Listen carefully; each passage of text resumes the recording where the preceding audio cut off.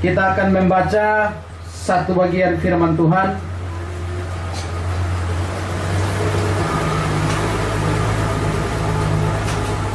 yang saya pilih dari kitab Mazmur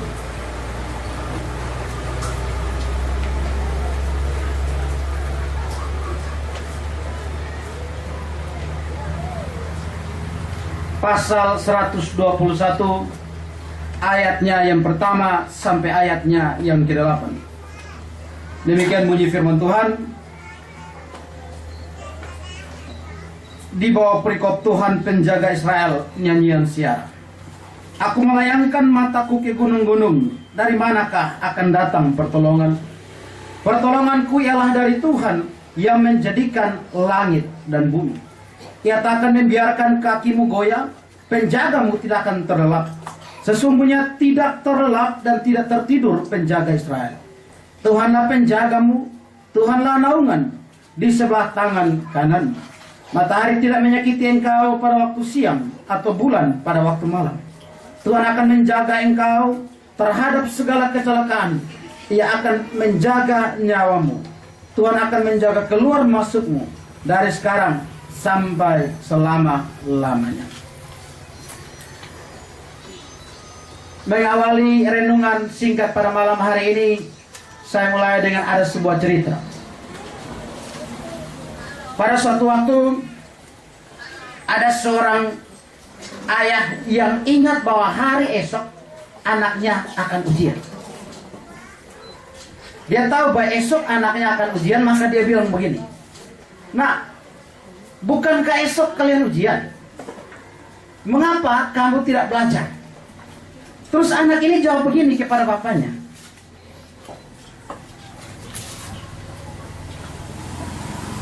"Tenang saja Bapak, bukankah pertolongan kita ialah dari Tuhan yang menjadikan langit dan bumi?"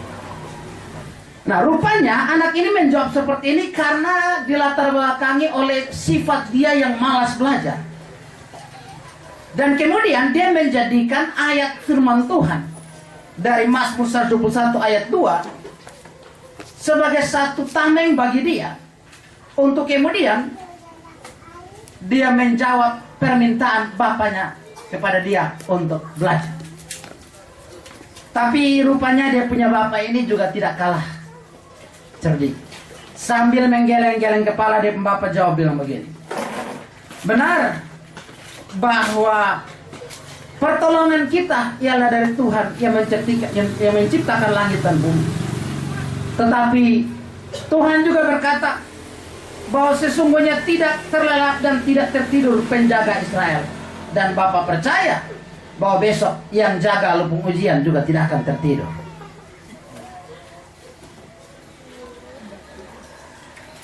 Bapak Ibu Saudara yang saya kasih dalam Tuhan Yesus,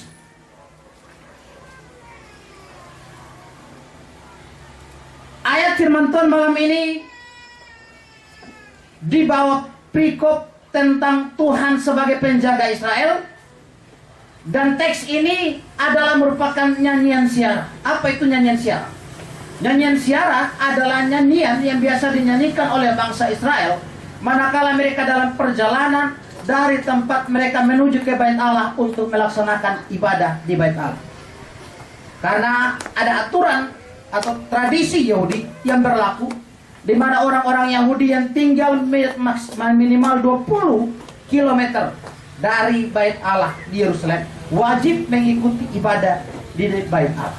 Lebih dari itu boleh ikut, boleh tidak. Jadi yang tinggal sekitar itu, mereka berjalan kaki menuju ke Bait Allah untuk beribadah di Bait Allah. Dan dalam perjalanan mereka bukan cerita-cerita sambil gosip-gosip, mereka bukan ngomong hal-hal yang tidak penting, tetapi mereka menyanyikan nyanyian-nyanyian. Dan nyanyian ini disebut dengan nyanyian siar. Mereka nyanyikan dalam perjalanan menuju ke Bait Allah.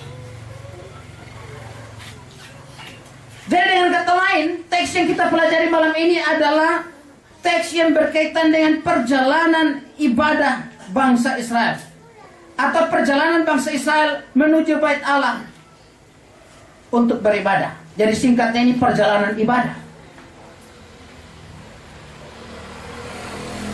Dalam pemikiran saya, perjalanan hidup kita orang percaya adalah juga perjalanan ibadah.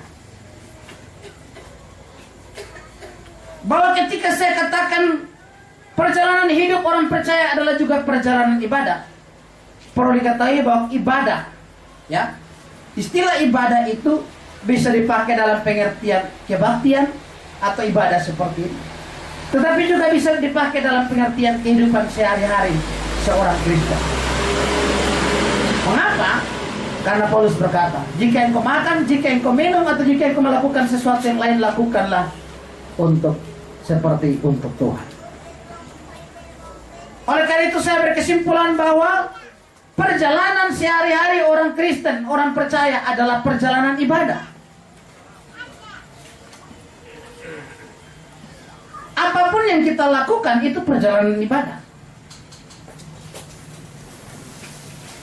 Nah, karena itu perjalanan ibadah, maka kita bisa ambil beberapa pengajaran penting berkaitan dengan perjalanan ini dari teks yang kita baca pada malam hari ini.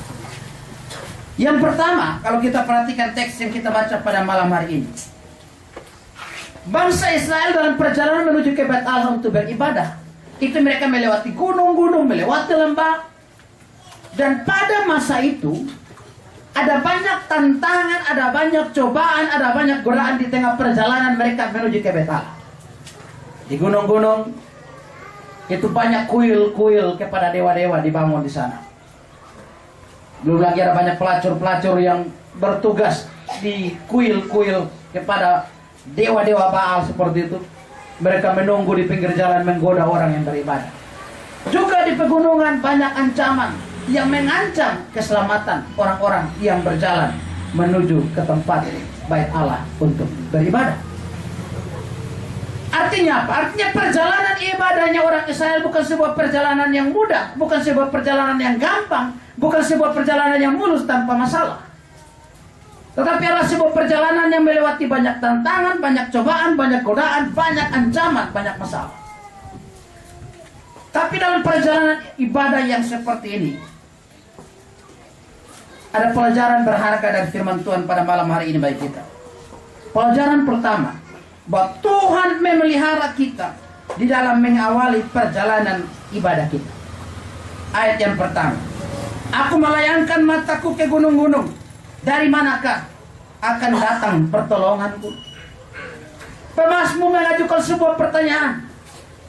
Ketika dia melewati gunung-gunung, dia melewati lembah, dari mana datang pertolongan bagi dia? Karena dia melewati di gunung-gunung ini, melewati banyak tantangan, cobaan, godaan, masalah, ancaman di sana. Di ayat yang kedua, dengan begitu yakin sekali pemazmur berkata, pertolonganmu ialah dari Tuhan yang menjadikan langit dan bumi.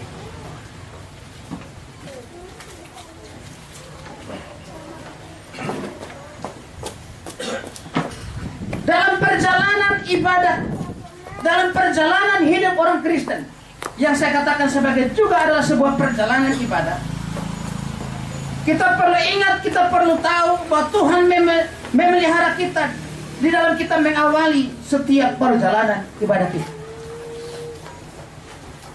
Ketika pemazmur bertanya, dari mana datang pertolonganku? Ia sendiri dikuatkan dan ia berani berkata, pertolonganku ialah dari Tuhan. Hari ini ada satu rencana yang dalam program manusia gagal, batal, bukan gagal tapi tertunda, yaitu masuk bintang. Kemudian beberapa hari ke depan ada satu rencana, yaitu berangkat ke London untuk studi lanjut. Tentu dari peristiwa yang satu kita lihat mungkin sudah matang sebuah perencanaan, tapi ada tantangan. Ini juga akan menjadi pembelajaran penting bagi peristiwa yang berikut.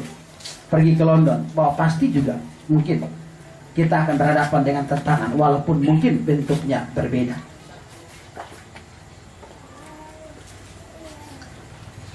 Tetapi firman Tuhan menguatkan kita bahwa Tuhan memelihara kita di dalam kita mengawali setiap perjalanan yang saya sebut sebagai perjalanan ibadahkan.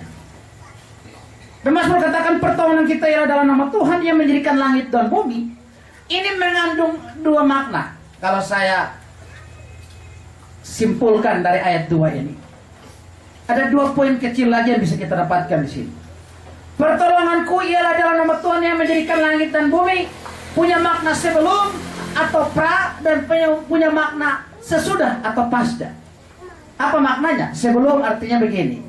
Manakala kita akan menjalani sebuah perjalanan, kita tahu bahwa ada tantangan, ada banyak masalah. Seringkali orang mulai ciut, orang tidak berani, orang mulai mau melangkah dengan ketakutan, keraguan, kegelisahan. Tetapi ayat ini mau mengatakan kepada kita, jangan takut, karena pertolongan kita ialah dari Tuhan yang menjadikan langit dan bumi. Jadi manakala kita sebelum melakukan segala sesuatu dalam perjalanan hidup kita sebagai orang percaya, jangan takut karena pertolongan kita adalah dari Tuhan. Jadi jangan andalkan kemampuan kita, kehebatan kita semata-mata, tetapi Tuhan sebagai sumber pertolongan kita. Tetapi makna sesudah, pasta, ini berarti begini. Manakala kita berhasil menggapai sesuatu, misalnya Youthman berhasil menyelesaikan pendidikan di London, jangan kemudian kita begitu pukul dada seolah-olah kita hebat. Sebab itu semua juga karena pertolongan kita adalah dalam nama Tuhan yang menjadikan langit dan bumi. Karena banyak orang, manakala dia mau mencapai sesuatu, dia berdoa siang malam, dia berjuang dengan luar biasa. Dia bilang, Tuhan buka jalan supaya saya dapat beasiswa, saya dapat jalan kuliah dan sebagainya. Tapi ketika sukses, dia lupa bahwa itu dari Tuhan. Dia mulai bilang, ini karena beta begini, karena beta begini, karena beta begini. Jadi paling tidak kita dapatkan pesannya, jangan sombong, jangan takut, ya. Maju dalam setiap perjalanan hidup kita. Pertolongan kita adalah dalam nama Tuhan yang menjadikan langit dan bumi. Yang berikut, kita juga dikuatkan oleh firman Tuhan ini bahwa Tuhan memelihara kita sehingga kita pasti terhindar dari yang namanya kebinasaan kekal. Ayat 3 sampai ayat yang kelima. Ia tak akan membiarkan kakimu goyah, penjagamu tidak akan terlelap. Sesungguhnya tidak terlelap dan tidak tertidur penjaga Israel. Tuhanlah penjagamu, Tuhanlah naunganmu di sebelah tangan kanan.